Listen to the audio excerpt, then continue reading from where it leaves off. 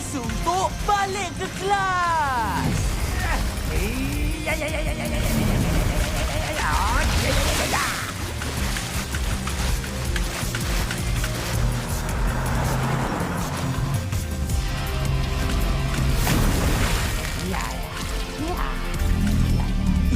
Kenapa tiba-tiba perlahan dia make up bot?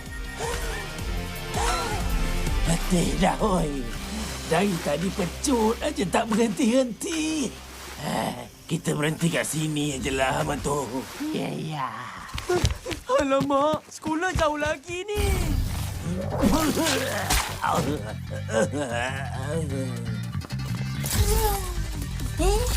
Kita dah sampai Kota Hilir. Dobby dah sedar. Cepat, Dobby. Tolong kita orang balik ke kelas. Maaf, tenaga saya masih belum cukup untuk gunakan kuasa saya.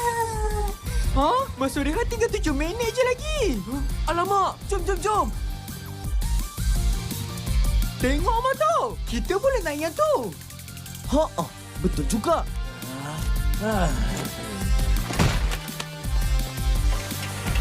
Pakcik, kami pinjam bengkel pakcik kejap ya. Tapi...